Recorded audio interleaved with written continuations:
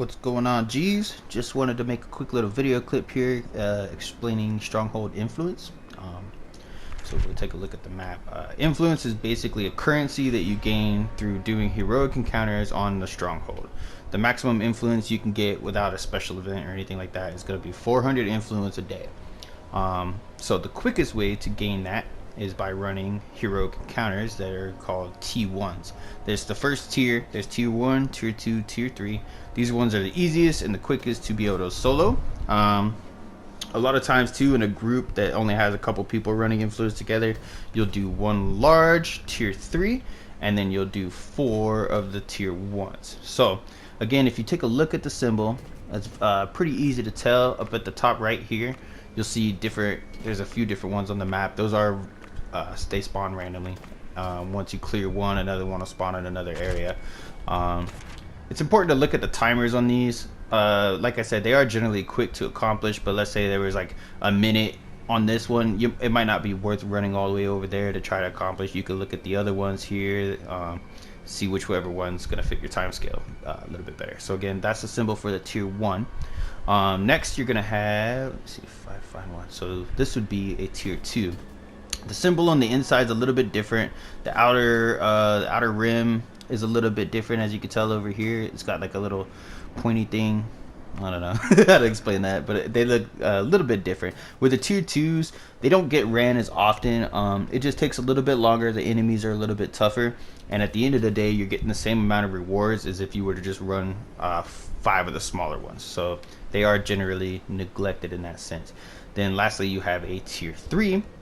I'm going to demonstrate this one for you. So the best part about the tier 3 is that one tier 3 a day will grant you a heroic shard of power, which is another important thing that we're going to go back and donate to the coffer after we run our influence.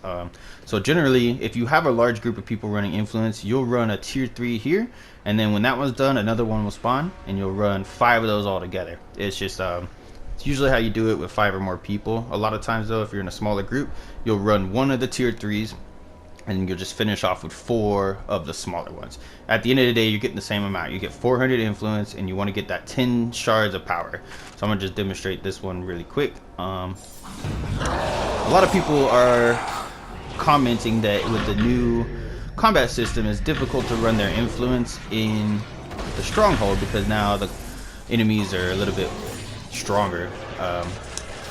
I would definitely say that there's a learning curve with the new combat system, as there is every time this game makes a change. Just be patient with it, try not to get frustrated. I believe it's going to be better in the long run, because what I'm seeing is that there's a lot of more versatility with your classes and your builds.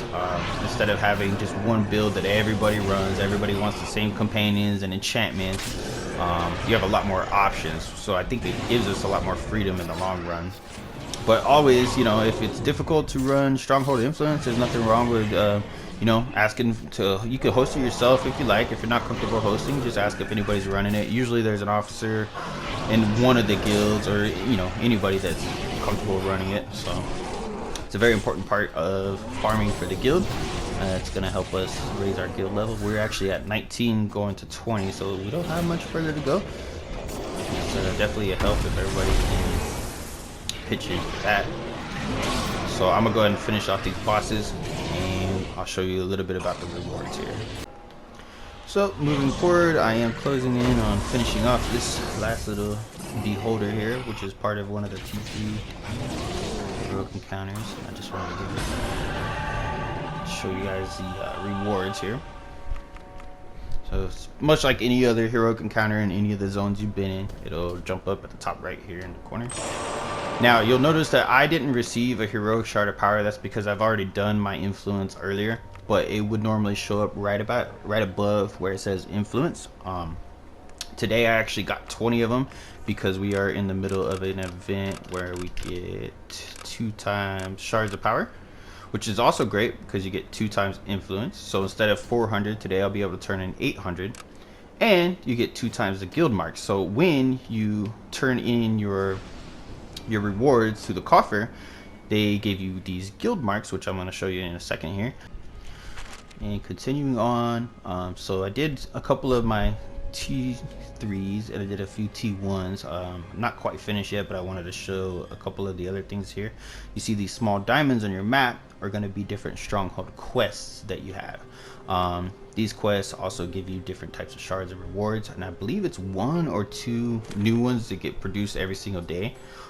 So when you come over to this person here, that's going to be the builder. She's going to give you all these different quests, and when you finish them, you turn them into her, and you'll get different types of rewards that again can go into the coffer. So moving forward, we're going to speak about the coffer for a moment.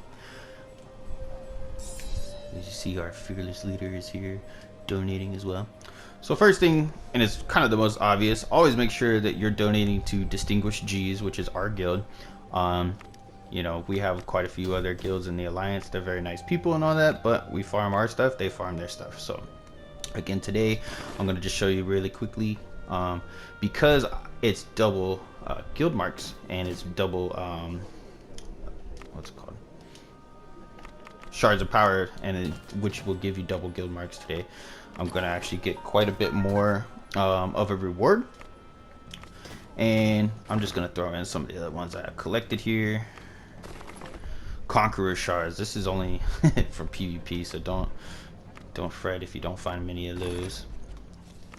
I just wanted to show you a couple of things. So as you can see at the bottom right, I'm adding my guild marks. A couple things you could do with these rewards. First being, if you come over here, now this is a little bit outdated. There are, however, some things here that could be interesting in my opinion right now until they update and they make this gear relevant again. I do feel like this is a waste of your guild marks. There's better ways to spend it, but you never know. If you want to find something that looks cool, you know, you can always compare it. Well, Dragonborn doesn't really get the helmets there, but like some of the Lion's Mane stuff, unfortunately, to get the Banner of Fallen, it's content that nobody runs anymore, so it's very difficult here. You're really not going to be able to accomplish any of that. However, you can go over here to the barmaid and buy the food. Now the food is nice because it's fairly cheap, and it also gives you pretty good stats. And you know what I would recommend, now that every stat has a cap, is good to, for example, this one will give you awareness. This will be the higher tier of that. There's actually a discount going on right now, so all the stuff that you would buy with guild marks is going to be a little bit cheaper. So it's nice to stock up on some of these. For example, Everfrost damage, that's for older content. It's not really going to be relevant at the moment. Awareness is good. Basically, you want to just pick whatever stat that you don't have capped out completely yet, and you can purchase some food. It's temporary. I believe it's like 15 minutes or so. It goes away when you die, but again, it is fairly cheap to grab. Now this part is not going to be for every player here, but if you are interested in PvP, there's these overload enchantments. The ones for companions are not around anymore, but you can look at the ones for yourself. So here you can buy these. If you're fighting a bunch of trolls, for example, you'll get 10% damage against trolls.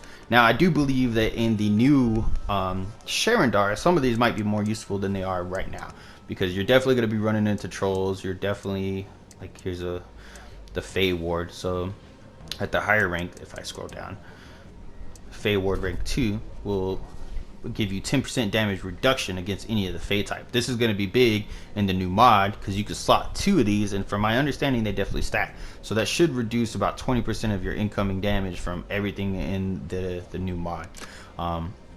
Furthermore, I use these for PvP. There's, you know, a ward against every type of class that you might be fighting against, but also there are these there's AP ward and stamina ward, because there's also at the top ones that as you attack you can drain their stamina or you can drain their AP, which is helpful in PvP, and I'll have a separate video about that later. But then you have the wards that go against it. So another example of what you can spend your guild marks on. Moving forward, around the back, this is going to be random at times. Usually the guild leaders, when there is double professions, or like for example right now we have double guild marks going on, they try to coordinate to make sure that between all the guilds you'll be able to find at least one of these shops open. So if this is the mysterious merchant, every time they get summoned in, there is different gear. Some of it's useful, some of it's not. It kind of just depends on where you're at with your character. And again, it is random, so sometimes it's more useful than other times. Here we have the Bloomery Trader. So this is mostly for your professions. Some of these things here, you're gonna have to actually go, and I'll show you that in a second. But basically, these reagents at the bottom, you're gonna need them to buy these. But on top of it, some of these other ones that are for different professions, just you can buy with your trademarks, your good marks. Same here. Different professions obviously require different things. So that's just a basic rundown of regular influence in the stronghold running T3s. There's another way, which is called Marauders, which we're waiting for that to come up, and I'll make another video about that today, which is a bonus little 600.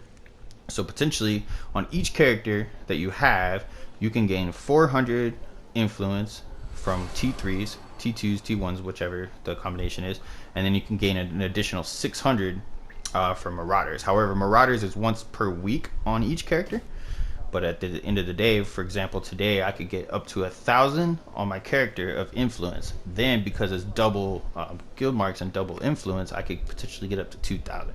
So just a little quick overview there of influence runs in the stronghold.